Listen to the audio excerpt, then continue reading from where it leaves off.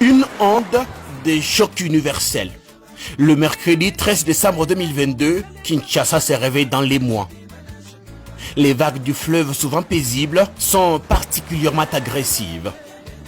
Enthousiasme glacé, réseaux sociaux enflammés. L'irréparable est arrivé, la mort a frappé là où il ne fallait pas. La triste nouvelle de la disparition d'Elisabeth Tchalamouidikai, qu'on aimait même appeler Mamou National, se répand telle une traînée de poudre. Les fans sont éplorés, les cœurs sont lourds, c'est la consternation totale. Beaucoup n'y croient pas et le plus sceptique, qui espère encore un canular, accourt à son domicile pour vérification. Pleurs et déchirements, la reine des Moutouachi est bien partie, un bien triste aller sans retour. À la minute, la nouvelle retentit jusqu'à Marie-Olive Lembe Kabila. Le cœur déchiré, Mama Waro se rend au domicile de Tchalamouana, effondré. Ces images en larmes feront d'ailleurs le tour du web. Le même soir, la question des obsèques de Mamou est posée par sa famille à Mama Olive. Face au silence du pouvoir public, ses proches insistent pour que Mama Waro enterre l'artiste. Marie-Olive Lembe Kabila accède sans rechigner à la demande et improvise sur place une réunion élargie aux artistes, ici représentée par Félix Oazekwa. Compromis trouvé, un comité mixte est mis en place, des réunions s'enchaînent dès le lendemain parce que la matriarche veut offrir à la très célèbre Tchalaka Diombo une dernière aide d'honneur digne de la star internationale qu'elle a été. Tout est fait pour que les obsèques soient à la taille de l'immensité de l'artiste.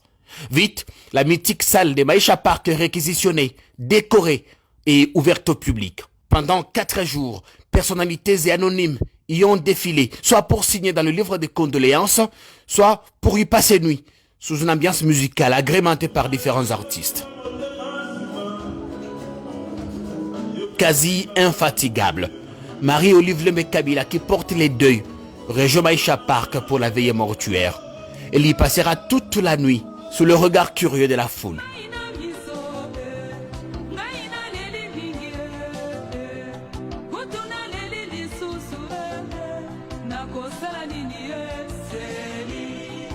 Le jour J, pas de 4-4 pour la première dame rurale.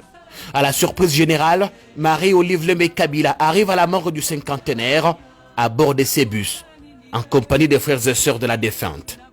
Mise en place terminée, artistes, personnalités politiques, grattins du showbiz, toutes les têtes couronnées sont venues rendre hommage à l'auteur de Tibola Mulumbai.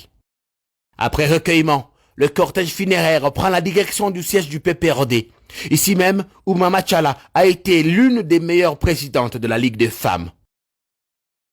Quand la caisse en bois d'or fait son entrée sous le rythme de Malou, l'un des tubes à succès de l'artiste, cadres, militants et anonymes craquent et personne ne sait réprimer ses larmes.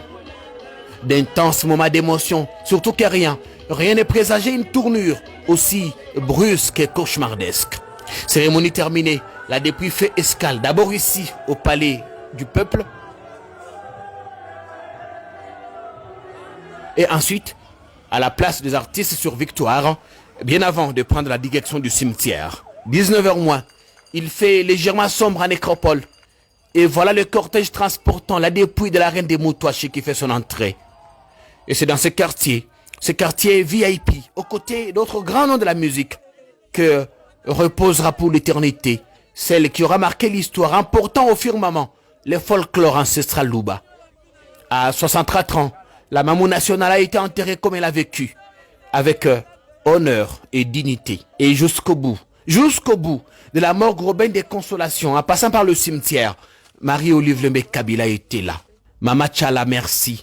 Merci pour tout. Merci pour tes sons électrisants et endiablés. Merci pour ton répertoire riche et varié. Merci pour ta vie et ton parcours au service du Congo. Comme dirait l'académicien Jean Dormesson, Mamou n'est pas parti. Il est juste passé dans la pièce d'à côté. Et au Kassai, sur tes terres, tes frères et sœurs te disent Mukajo adin tanta, waya bileng, unkalaka komba kamawej.